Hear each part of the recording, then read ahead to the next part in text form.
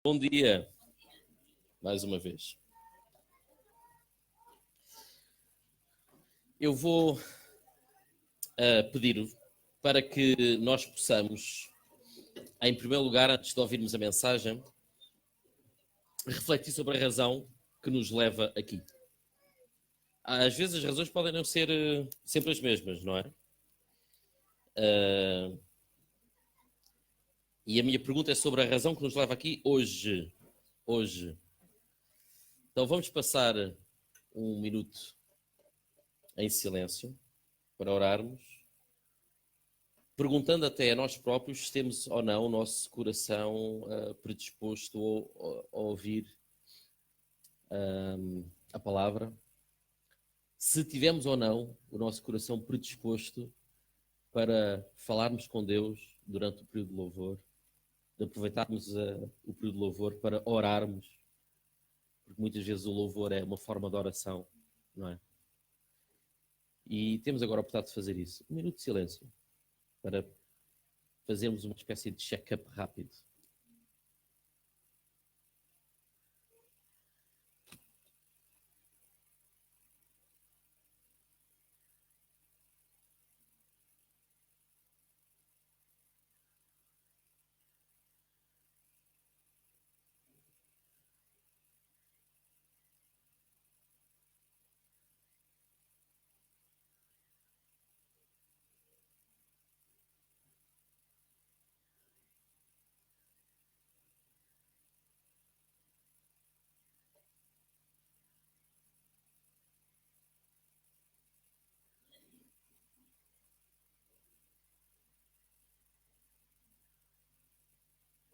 Paizinho, te agradecemos esta grande oportunidade de podermos estar aqui,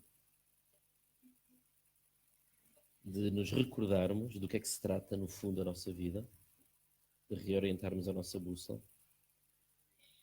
Te agradecemos pela tua misericórdia, te agradecemos pela tua presença todos os dias, todos os minutos da nossa vida. Te agradecemos pelas pessoas que colocaste ao nosso lado,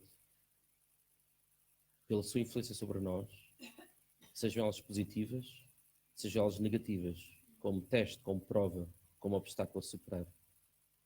Tudo te agradecemos, Senhor. As dificuldades, os problemas e também as vitórias e as simples coisas da vida que tu fizeste para nós usufruirmos delas. Muito obrigado, Senhor. Em nome de Jesus. Amém.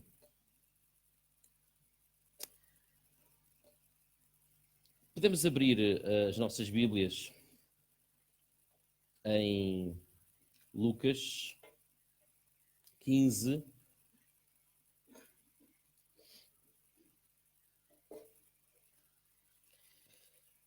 E nós não vamos ler agora este texto todo, eu queria apenas, é um texto já muito conhecido, pelo menos para quem tem o hábito de ler as Escrituras ou ouvir sobre as Escrituras. E Lucas 15, 13, nós temos a história, já muito conhecida, talvez uma das parábolas de Jesus mais conhecidas, mesmo entre as pessoas que não têm o hábito de se debruçar sobre a fé cristã, em regra geral, conhecem um bocadinho sobre a parábola do filho pródigo, também já ouviram quadros representativos disso, bem, etc. E eu gostava de apenas chamar a atenção para um pormenor aqui da história de Jesus, que ele contou esta parábola. Lucas, capítulo 15. E vamos diretamente já para o versículo 13. E, portanto, mais ou menos o que acontece no início, há um filho de um pai muito rico que pede a herança, a sua parte da herança, ainda antes do seu pai ter falecido. E para que é que ele quer a herança? Então está aqui no versículo 13. Poucos dias depois, o mais novo reuniu tudo o que era dele, entre aspas, tudo o que era dele, isto é, a sua parte da herança que o pai tinha aceito dar-lhe, e partiu para uma terra muito distante. Ou seja, ele cortou mesmo ali os laços. E agora aqui a frase com que termina o versículo 13. Onde gastou o que possuía. É uma frase que não nos diz muito, mas regra geral nós sabemos, nós imaginamos o que é que isto poderá ter significado, não é? Gastou tudo o que possuía, derreteu o dinheiro. E nós acrescentamos aqui cores, não é? O texto não nos diz, mas nós fazemos questão de compor o resto do texto. Em que é que ele derreteu o dinheiro? Em investimentos, em aberturas de negócio, e derreteu o dinheiro a tentar ajudar os pobres. Em que é que ele derreteu o dinheiro? O texto não nos diz, mas ele é muito claro na forma como ele coloca a questão. O filho quis a sua parte da herança, e depois mais à frente no texto, o texto é até um pouco mais explícito, à medida que nós vamos percorrendo o texto. Ele quis a sua parte da herança para viver. Ele quis a sua parte da herança para viver bem a sua vida. Ele quis a sua parte da herança para não adiar, estava farto de estar à espera, para não adiar a vida boa que podia trazer à sua vida. É disto que trata o texto. E o tema de hoje é, de facto, um dos... Estamos aqui a tratá-lo como ídolos, como Césares, não é? Naquele sentido figurado, que são senhores que dominam a nossa vida, como há 2000 anos atrás o César era o senhor que dominava a vida dos romanos. E o ídolo que nós vamos tratar hoje da nossa cultura é o ídolo do hedonismo. Este palavrão que podemos traduzir também por o ídolo de nos focarmos em querermos ter o prazer imediato, aqui e agora, e já, sendo essa a razão da nossa existência. Mas reparem como esta forma de viver não é nova. Não é nova. Ela já está presente na parábola do filho pródigo. Não é? Ela não só está presente na parábola do filho pródigo, como se vocês quiserem, podem abrir também 1 Coríntios 15, tem lá assim uma vista de olhos, uma frase muito conhecida da argumentação do apóstolo Paulo, e em 1 Coríntios 15, se vocês forem lá ao versículo 31, recordamos que o próprio apóstolo Paulo, quando estava a falar para uma certa comunidade que tinha dificuldades em acreditar que Jesus Cristo tinha ressuscitado, o que é óbvio, porque pessoas não ressuscitam com o corpo glorioso todos os dias, só aconteceu uma vez, é essa a pretensão cristã, só aconteceu uma vez com Cristo, ressuscitar já com o corpo que não sofre pecado, com o corpo que estará presente na vida depois da morte, isso acontece com Cristo, e estava Paulo a falar sobre estas coisas quando ele usa essa argumentação dizendo, bem, porque se na verdade Cristo não ressuscitou, se não existir uma vida depois da morte, se isto for tudo aquilo que nós temos, então como é que diz? No versículo 31, garanto-vos... 32, não é? Exatamente, 32, desculpem. Disse 31, mas é 32. Veja bem no versículo 32. Se os combates duríssimos que tive de enfrentar em Éfeso fossem só por motivos humanos, que proveito tinha? Se os mortos não ressuscitam, então, como se diz, vamos comer e beber, que amanhã morreremos. Vamos comer e beber, que amanhã morreremos. Não é? Se de facto não há vida depois da morte, se temos uma arma só com um tiro, e este tiro é esta vida, enfim, somos fruto do pó das estrelas, enfim, comamos e bebamos que amanhã morreremos. Curiosamente, Paulo está aqui a citar um texto de Isaías 22, onde aparece exatamente a mesma frase, comamos e bebamos que amanhã morreremos, mas num outro contexto. No contexto é que as pessoas que dizem isto percebem que provavelmente vão morrer, porque estão nas vésperas de uma batalha, estão sitiados, estão cercados, e estão nas vésperas de uma batalha e percebem, isto é o nosso último dia de vida, amanhã vamos morrer, porque esta batalha vai-nos correr mal, quase certeza, então comamos e bebamos que amanhã morreremos. Mas Paulo aqui já está a citar esta expressão, que aparece em Isaías 22, como uma espécie de estilo de vida. É já uma forma é uma forma de encarar a vida. Uma forma de perceber, de ter uma certa percepção da realidade e tomar uma decisão sobre o que eu faço com a minha vida a partir dela. Comamos e bebamos que amanhã morreremos. Eu gostava de ler um texto de um homem que já faleceu, não faleceu há muito tempo, faleceu em 2017, em janeiro de 2017, um homem que não é cristão. Na verdade, a influência dele é marxista, e eu gostaria de enfatizar isto. Portanto, o marxismo, eu posso dizê-lo, o tipo de marxismo pelo qual foi influenciado é claramente anticristão, e eu quero enfatizar isto para vocês ouvirem o que é que este homem tem para dizer. Ele é um sociólogo, Zygmunt Bauman. Ele de vez em quando já foi aqui algum tempo citado aqui também entre nós. E ele diz o seguinte acerca da cultura atual. Na falta de segurança de longo prazo, a satisfação instantânea parece uma estratégia razoável. O que quer que a vida ofereça, que o faça agora. Quem sabe o que o amanhã vai trazer? O adiamento da satisfação perdeu seu fascínio. O adiamento da satisfação perdeu o seu fascínio. De facto, parece que hoje, na nossa cultura, a razão que nos leva a levantar da cama, acima de tudo, em termos de uma razão mais de longo prazo, é eu quero ser feliz. Eu quero ser feliz. E faz um certo sentido. A razão é que nós teríamos aqui nesta vida, se não fosse para ser feliz. Ou não. Ou não. Há um outro analista cultural, mas isto já morreu há muito mais tempo, do século XIX, um dinamarquês chamado Kierkegaard, que, quando estava a analisar a cultura dinamarquesa do século XIX, ele dividiu o cidadão dinamarquês em 3 fases. O que nos interessa aqui é a primeira. E ele diz, numa certa fase, num certo estádio da existência, o dinamarquês é, acima de tudo, estético. O que é que ele quer dizer com isto? Isto é alguém que foca a sua vida por ideais estéticos. E ele dá mais ou menos uma série de características deste homem, e eu gostaria que, à medida que eu fosse descrevendo estas características, que nós começássemos a pensar e fizéssemos a análise e a transição para a nossa cultura.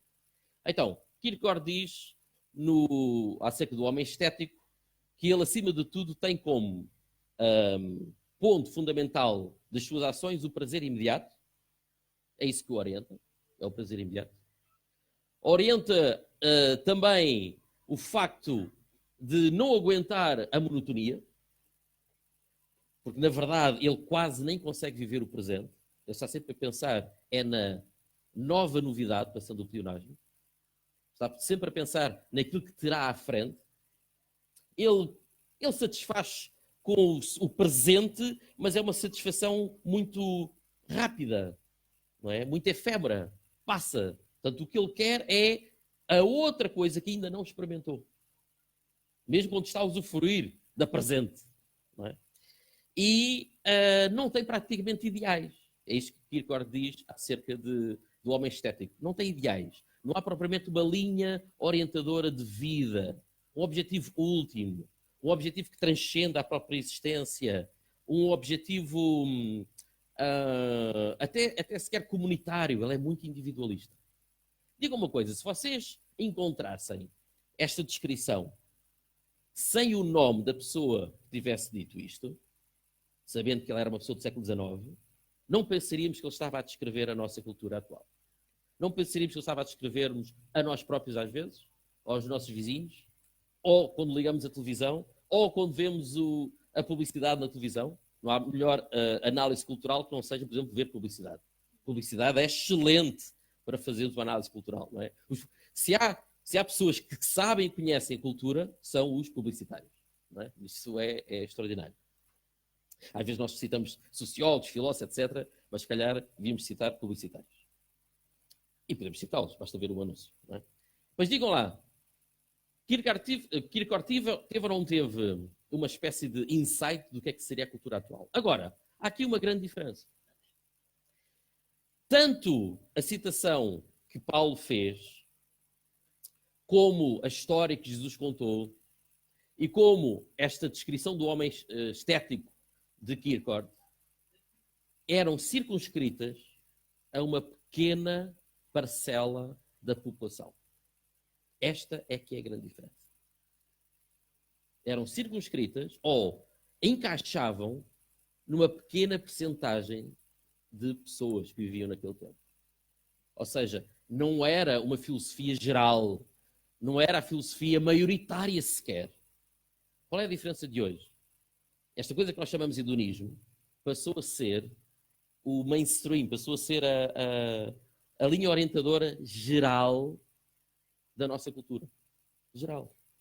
Tudo aquilo que nós façamos, tudo aquilo que nós decidamos, seja o que for, tem sempre como premissa inquestionável de que nós estamos aqui nesta vida para sermos felizes. E queremos, mais do que sermos felizes, nós queremos usufruir já do prazer de qualquer coisa que nos traga satisfação. Eu quero estar satisfeito. Essa é a filosofia que nós temos hoje. E ainda não estou a criticá-la. Vamos analisá-la. Não é? Ora, eu gostava que nós abríssemos o texto do Evangelho de Mateus, Mateus 16. E pudéssemos analisar se essa filosofia, que hoje é hegemónica, isto é, que hoje é transversal a todas as áreas da sociedade, se ela pode ou não encaixar bem com algumas coisas que Cristo disse. Então podemos abrir em Mateus 16 e podemos ler os versículos 24 a 26. 24 a 26. Mateus 16, versículos 24 a 26. E diz o seguinte: Em seguida, disse aos discípulos: se alguém quiser acompanhar-me, ou seja, ele está a falar para quem quer ser discípulo de Jesus, esqueça-se de si próprio, carregue a sua cruz e venha comigo. Esqueça-se de si próprio, carregue a sua cruz e venha comigo. Aquele que salvar a sua vida acaba por perdê-la. Mas aquele que perder a vida por minha causa, esse é que a encontra. Versículo 26. De facto, que aproveita alguém em ganhar o mundo inteiro se acabar por perder a si mesmo? Ou se acabar por se perder a si mesmo? Que poderá uma pessoa dar em troca da sua vida? Podemos parar aqui. A fé cristã não é uma fé masoquista. Não é disso que se trata. Para nós termos uma correta compreensão da fé cristã e podemos vivê-la como deve ser, nós temos que ler os textos revelados de uma ponta à outra. E Gênesis começa como? Começa com um Deus que, ao fazer a criação, ele lança já um adjetivo, ou uma expressão adjetivante, que resume a qualidade da sua própria criação. E Deus diz, e nós sabemos, viu Deus que era bom. Viu Deus que era bom. A fé cristã não é masoquista. A fé cristã não diz que nós temos de sofrer para conseguirmos alcançar Deus, ou estarmos em contato com Deus, ou etc. Não é isso. O mundo que Deus criou é um mundo bom. Mas, Gênesis não termina ali, estamos a falar do primeiro capítulo, percebe-se que alguma coisa entrou no mundo. E entra no mundo do pecado, que não destrói totalmente a bondade do mundo. A bondade continua lá. As coisas boas continuam lá. A razão pela qual Deus nos fez continua lá. Que é, fomos criados à imagem de Deus. Isto é, nós conseguimos olhar para o mundo, usufruir dele. Compreendemos a razão pela qual Deus o criou. E temos até a mesmo sentimento de assombro que nos pode às vezes apressar-se de nós quando nós olhamos para a bela criação de Deus. As coisas boas estão lá para nós usufruirmos delas. Mas isso é metade da história.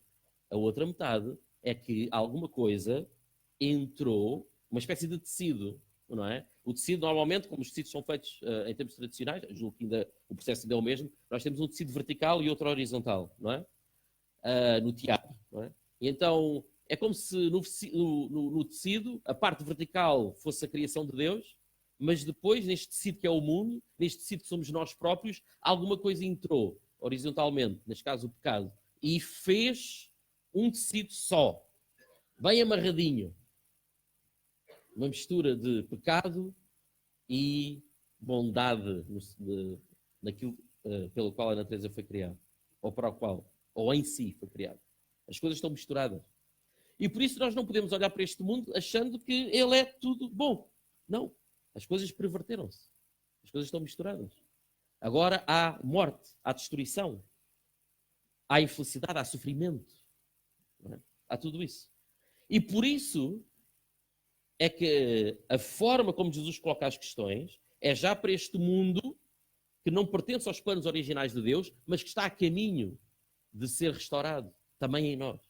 E então, nesse caminho, Jesus Cristo diz, voltando ao versículo 25, aquele que quer salvar a sua vida acaba por perdê-la, mas aquele que quer perder a vida por minha causa, esse é que a encontra. Esse é que a encontra. É muito diferente, este caminho que Jesus Cristo propõe, é muito diferente de um caminho onde eu estou apenas focado em querer usufruir ao máximo desta vida, de todas as formas possíveis. Isto é algo que nós próprios conseguimos compreender em geral. Reparem, não é preciso ser cristão para se compreender isso. Eu acho que qualquer mulher que quer ter filhos compreende isso, ou que tenha. Não é? Percebe, para alcançar uma outra coisa boa, tem que passar por um caminho difícil, que é a gravidez. Não é? Para alcançar coisas muito boas, eu percebo que tenho que muitas vezes abdicar de algo. E seguir caminhos que, em alguns sentidos, vai dar problemas e sofrimentos. Não é? Assim é, por exemplo, como o atleta. O atleta também percebe que para conseguir alcançar uma medalha, ele vai ter que dedicar a fazer uma dieta rigorosa, não vai poder ir às festas todas para as quais é convidado, especialmente se for famoso. Não é? É uma vida de abnegação.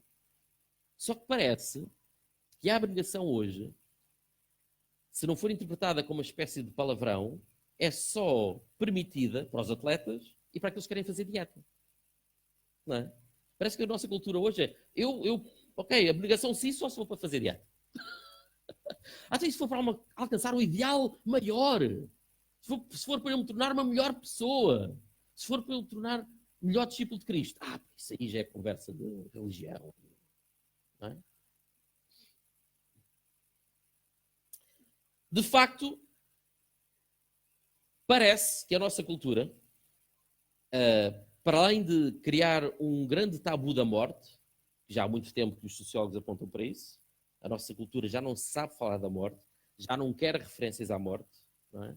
Apesar de ser a certeza mais inabalável que todos têm, cristãos ou não cristãos, é a certeza da morte. Parece que a nossa cultura foi criando outro tabu, que é o tabu do sofrimento. Parece que a nossa cultura já não sabe sofrer. Parece que a nossa cultura criou uma espécie de aversão, eu diria, patológica ao sofrimento. Porquê que eu digo patológica? Ninguém quer sofrer, obviamente. E se ninguém quer sofrer, as pessoas querem encontrar o oposto ao sofrimento. Quer ter o prazer, sem dúvida.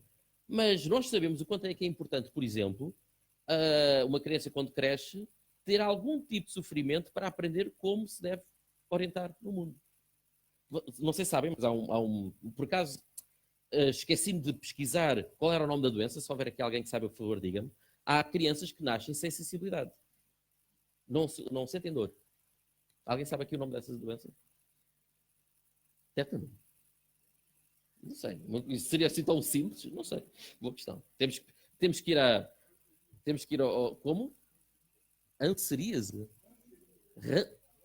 A lepra. Sim, a lepra também. Mas eu não estou a falar desse tipo Por acaso a lepra também dá exatamente esse tipo tem essa consequência. Eu estou a falar de um outro tipo de doença que não tem as consequências da lepra, mas a criança não tenha. Mas eu posso estar equivocado e se calhar é a lepra mesmo. Não sei. Mas depois podem pesquisar. Mas essas crianças normalmente, quando crescem assim, se não forem bem cuidadas, elas vão morrer. Porquê? Elas não têm a dor como forma de saber o que é que elas devem fazer e o que é que não devem fazer. Elas não têm a dor, nem sofrimento, que permitam tomar decisões boas na vida. E para elas é tudo igual. A nossa cultura, ao querer anular toda a fonte de dor, começa a entrar num caminho totalmente patológico. E recentemente eu percebi-me de uma coisa.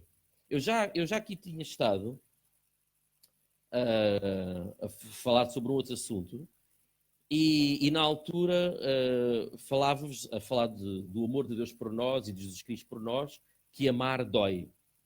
Não é? E estava a pedir para que todos nós tomássemos essa consciência. Amar dói. Neste mundo atual, amar dói. Neste mundo que está que é uma mistura entre a bondade da natureza de Deus, da forma como Deus criou a natureza originalmente e depois o pecado que entrou. Neste mundo, amar dói. Não é? Se nós olharmos para a forma como Deus nos amou, obrigou, quer dizer, fez com que Deus tomasse a livre decisão para nos amar, entregar o seu Filho por nós. Amar doeu a Deus. E então, mais especificamente, se nós damos Filipenses 2, de 6 a 11, nós percebemos o quanto teve de doer a Jesus Cristo por nos amar. Amar dói. Amar dói.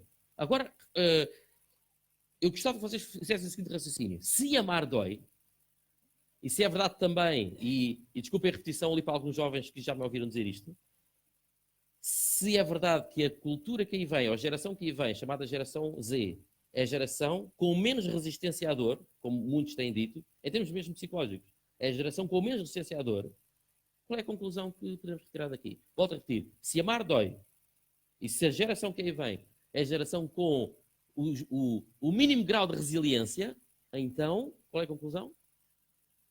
Que vão ter muito mais dificuldades em amar. Isto é assustador. E se calhar já todos nós estamos metidos nesse caldeirão. Amar dói. Se nós queremos amar e sermos amados, temos que perceber que isso vai doer. Isso é uma certa dose de sofrimento. Gostava de voltar a Zygmunt Bauman. E agora, lendo aqui um texto um bocadinho, mas vou tentar lê-lo de modo mais pausadamente também. E Zygmunt Bauman dá o exemplo dos mecânicos atuais. Portanto, há aqui alguns mecânicos. Ele dá o exemplo da atual forma de fazer mecânica. Os mecânicos de automóveis de hoje não são treinados para consertar motores danificados. Ele está a falar dos mais jovens. Mas apenas para retirar e jogar fora as peças usadas ou defeituosas e substituí-las por outras novas e seladas diretamente da prateleira. Eles não têm a menor ideia da estrutura interna das peças subselentes, do modo misterioso como funcionam. Não consideram esse entendimento e a habilidade que o acompanha como sua responsabilidade ou como parte do seu campo de competência. Como na oficina mecânica, assim também na vida em geral. Então ele faz aqui esta relação. Cada peça da vida em geral é subselente. Insubstituível. E assim deve ser. Porque gastar tempo com concertos que consomem trabalho, se não é preciso mais que alguns momentos para deitar fora a peça danificada e colocar outra no seu lugar.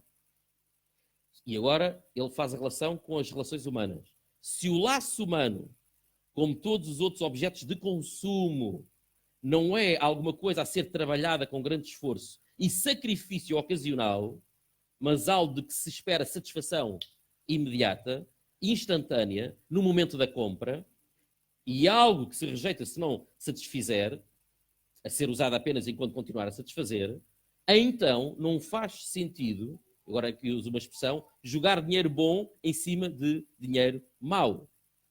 Aliás, faz ainda menos sentido sofrer com o desconforto e o embaraço de salvar a parceria. E por parceria ele está a falar aqui de relações amorosas. Mesmo um pequeno problema pode causar a ruptura da parceria. Desacordos triviais se tornam conflitos amargos. Pequenos atritos são tomados como sinais de incompatibilidade essencial e irreparável. Volto a dizer, este autor não é cristão. Se fosse um autor cristão, nós esperíamos que se calhar ele tivesse essa análise e esta percepção sobre a vida em geral. Mas este autor não é cristão. Ele até é considerado um sociólogo pessimista. Ele é pessimista porquê? Porque ele faz estas críticas. E então ele é considerado pessimista por causa disso. Deixem-me continuar só a ler ainda um pequeno parágrafo de Zygmunt Bauman. As pessoas tornaram-se intolerantes com qualquer coisa que funcione como obstáculo aos seus desejos. As pessoas tornaram-se intolerantes com qualquer coisa que funcione como obstáculo aos seus desejos. E como muitos desses desejos serão de qualquer forma frustrados, porque é a vida, não é? Não há escassez de coisas nem de pessoas que sirvam de objeto a essa intolerância. Se a satisfação instantânea é a única maneira de sufocar o sentimento de insegurança, sem jamais saciar a sede de segurança e certeza, Não há razão evidente para ser tolerante em relação a alguma coisa ou pessoa que não tenha óbvia relevância para a busca da satisfação. E é o que nós estamos a começar a ver na nossa cultura. A nossa cultura hedonista começa agora a virar-se uma cultura de absoluta intolerância para qualquer pessoa ou associação ou agregado de pessoas ou religião que diga que tem de haver restrições. E Zygmunt Bauman explica-nos muito bem como é que vamos de um lado para o outro. Como é que passamos de uma cultura hedonista para uma cultura intolerante? Ele explica-nos muito bem como é que isso faz. E terminando com a citação de Zygmunt Bauman, todavia, é a cooperação transforma os esforços diversos e dispersos em esforços produtivos. No caso do consumo, porém, a cooperação não só é desnecessária, como é inteiramente supérflua. O que é consumido é individualmente.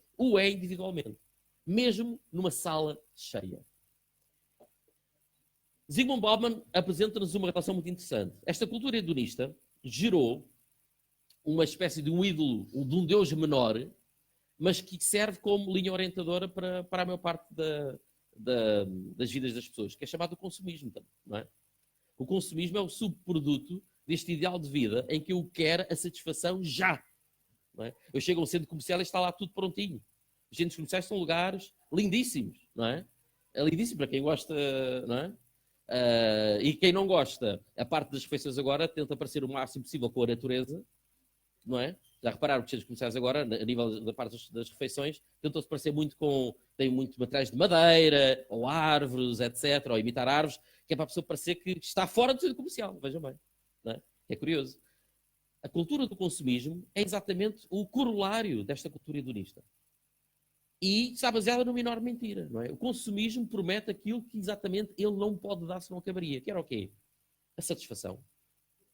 O consumismo promete satisfazer-nos, ou na prática, a cultura económica ou o sistema económico baseado no consumismo entraria em colapso se de facto nós, ao comprarmos alguma coisa, realmente obtivéssemos satisfação. Depois já não iríamos comprar mais nada, não é? O consumismo promete-nos satisfação, mas o que ele na verdade nos dá é o quê? Insatisfação. Muitos autores também apontam para o facto de nós hoje começarmos a entrar numa cultura, já há algum tempo até, de insatisfação crónica. Insatisfação crónica. Ou seja, não é uma coisa de momentos. Estamos constantemente insatisfeitos. Com tudo. Porquê? Porque uma cultura onde coloca como objetivo de vida o prazer e a satisfação imediata gera isto. Curiosamente, ou não, deixa eu só virar aqui o telemóvel, já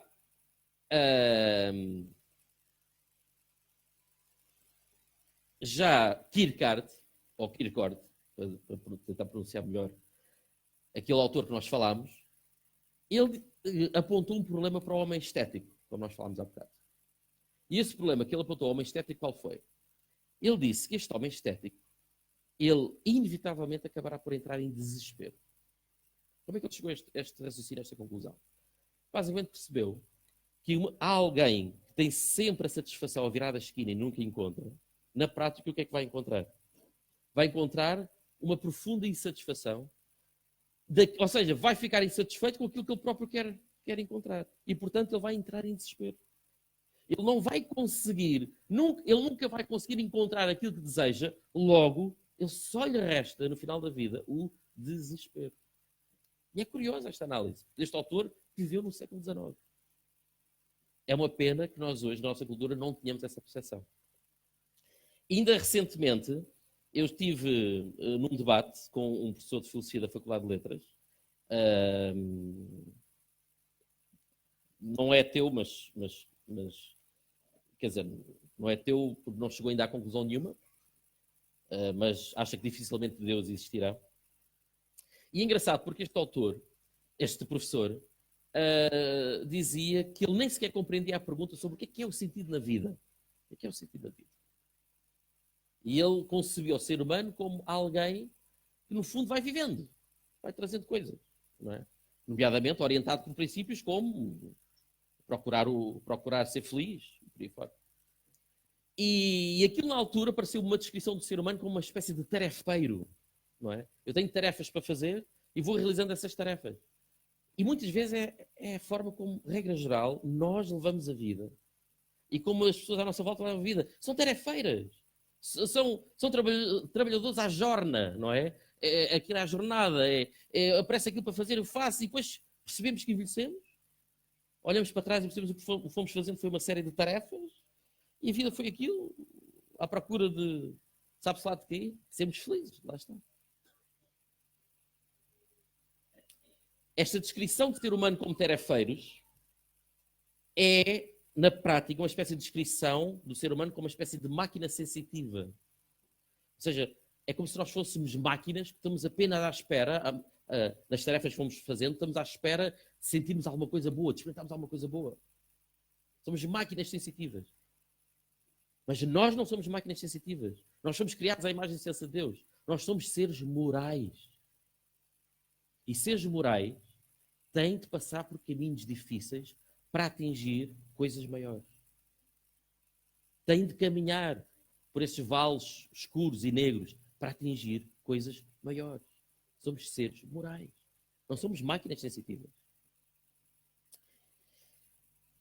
Eu quero alcançar a felicidade e tenho a liberdade para o fazer nesta nossa cultura. Tenho mesmo a liberdade para o fazer. Cada vez vou ter mais liberdade para o fazer. Mas, da mesma forma como Kierkegaard notou que o fim último deste estilo de vida é o desespero, eu também vos posso chamar a atenção para o seguinte. Aquilo que eu tenho notado ao conversar com as pessoas e ao lidar com as pessoas, em geral, é de que se tudo na vida se resume a isto, eu de facto só tenho uma vida para experimentar ser feliz. O que é que vocês acham que isto provoca nas pessoas? Em termos de emoção, ansiedade. É um stress imenso. E é exatamente isso que eu tenho notado nas pessoas. As pessoas querem ser felizes, acham que só têm esta vida para poder alcançar e estão desesperadas para alcançar essa felicidade. Porque não a encontram. E porque se encontram, ela é fugaz. E volto a indicar esta questão, a tal crise dos 40. Por acaso, eu acho que não me atingiu. Acho que não me atingiu, mas veja atingir aos 40, aos 50, aos 60, não é? Agora há quem diga que os 60 anos são os novos 40, não é? Portanto, cuidado com o gol. Portanto, isto é o que se nota é que as pessoas estão desesperadas porque percebem que a vida foi passando e não alcançaram a tal felicidade que almejavam. E é mesmo um desespero que se apossa dela. Há ali aquele período intermédio quando nós temos filhos, há aquela felicidade que toma conta de nós, não é? O nosso cérebro a produzir dopamina até chega, principalmente com as mulheres. Tal. Mas depois os filhos crescem, vão-se embora. Lá vêm os netos, compensa ali um bocadinho, talvez. Mas, enfim, há coisas que às vezes nos ajudam a deixar de pensar nas grandes questões da vida. Mas, regra geral, o que eu noto nas pessoas é que chegam a um certo ponto, olham para trás e ficam assim meio com um sabor amargo, uma azia. Vamos voltar a Mateus 16. Vamos voltar a ler estas palavras de Jesus. Versículos 24 e versículos 26. Em seguida, disse aos discípulos: se alguém quiser acompanhar-me, esqueça-se de si próprio. Carregue a sua cruz e venha comigo. Irmãos, há uma paz e uma liberdade próprias em esquecermos de nós próprios e entregarmos a Cristo. Há uma felicidade, uma felicidade indescritível até, incompreensível em muitos casos, quando nós percebemos que o mundo não gira à nossa volta e antes gira à volta de Cristo. E nos colocamos, curiosamente, colocamos como seus servos, imitando, quando Ele próprio nos serviu. Ele próprio nos serviu, sendo Deus. Há uma plenitude de vida. Há um lugar inabalável no nosso ser, que é totalmente independente das coisas que nos vão acontecendo, quando nós finalmente nos esquecemos de nós próprios e nos colocamos nas mãos de Cristo. Aquele, versículo 25, aquele que salvar a sua vida acaba por perdê-la, mas aquele que perder a vida por minha causa, esse é quem encontra. Não há dúvida que esta é uma entre tantas afirmações chocantes de Jesus, não é? Se de facto Jesus Cristo não for mesmo Deus, é o homem mais arrogante que alguma vez existiu na face da terra. Quando ele diz que se perdermos a nossa vida por ele, vamos encontrar a nossa vida. E de facto, aqui esta primeira parte do versículo 25, aquilo que salvar a sua vida acaba por perdê-la, é isto que nós estamos a ver à nossa volta. É isto que nós estamos a ver à nossa volta. E eu gostava de poder dizer, de certa forma, aqueles que são discípulos de Jesus e aqueles que seguem Jesus estão fora destas circunstâncias. Mas, sinceramente, não é isso que eu vejo. Nem sequer em mim. Porque nós vivemos neste cálculo cultural. Nós somos afetados por aquilo que se passa à nossa volta. Não é? Também nós estamos embebidos desta visão em que, seja o que for que aconteça, ela tem de fazer, tudo na nossa vida tem de fazer sentido para aqui e para agora. Não é? Parece que perdemos o nosso horizonte de transcendência. Parece que perdemos a nossa referência e a percepção de que de facto existe uma vida depois da morte. E que isto não é tudo. Não é? E vocês sabem que eu insisto muito neste aspecto. Não é por acaso. Acho mesmo que aquilo que tem que faltar na nossa cultura, mesmo até dentro da fé cristã, é a percepção clara de que isto não é tudo, nem sequer em termos físicos, ou seja, nem em termos espaciais, nem em termos temporais. Não é? Nem este tempo que nós vivemos hoje é tudo. A satisfação plena, diz-nos Cristo, nós só vamos conseguir encontrar nele. É uma afirmação arrogante, mas vamos tentar vivê-la. Vamos tentar recordá-la para a nossa vida. Vamos tentar, no meio dos problemas que estamos a passar, no meio das dificuldades que estamos a passar, eu até diria, no meio também das nossas alegrias que estamos a passar, vamos tentar recuperar essa verdade para a nossa existência. De que a satisfação plena, ela só encontra eco em Cristo. E quando nós recordamos disto, poderemos recordar também aquilo que com certeza já aconteceu em nós quando nós nos convertemos, em que tivemos essa mesma percepção. A vida, a sociedade tem esta capacidade de nos esconder verdades que nós já outrora aprendemos. E hoje eu gostaria de vos recordar esta outra verdade. Esquecermos de nós próprios para nos entregarmos a Cristo é a verdadeira ideologia, o verdadeiro ideal. E se nós apenas quisermos alcançar a satisfação aqui nesta vida e ter como único ideal o ter prazer aqui e agora, então, muito provavelmente, o que vai acontecer é que vamos encontrar o desespero. Desespero. Podemos orar?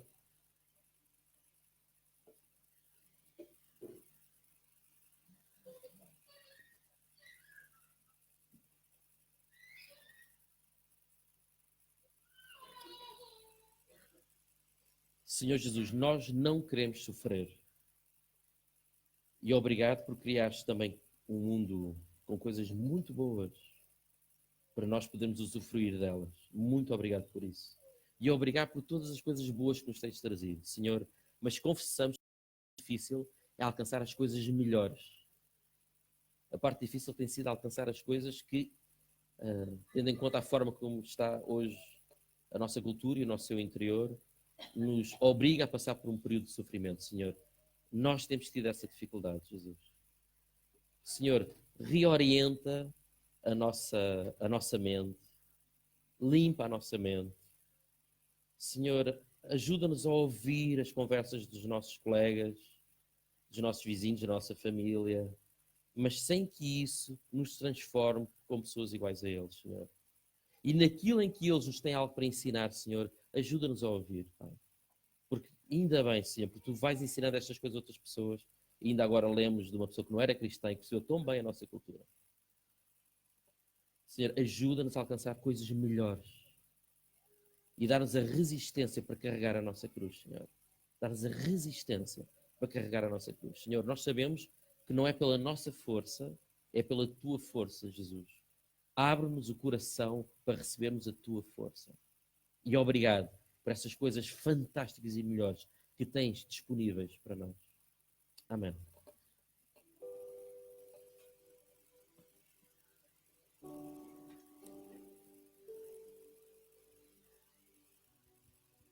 Bom, essa bênção final é uma ressonância que eu faço à fala do Rainho, é uma bênção para todos nós.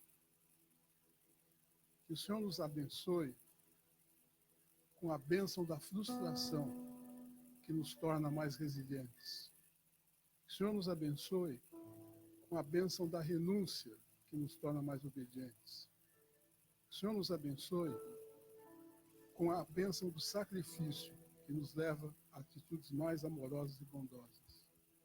Que o Senhor nos abençoe com a bênção da ofensa, que nos leva a oferecer outra face. E que o Senhor nos abençoe com abrir mão da obsessão de sermos felizes, para encontrarmos nele a verdadeira paz e a verdadeira alegria. E, finalmente, o Senhor nos abençoe com a bênção das lágrimas, que geram arrependimento e perdão de Deus. Amém. Que assim seja.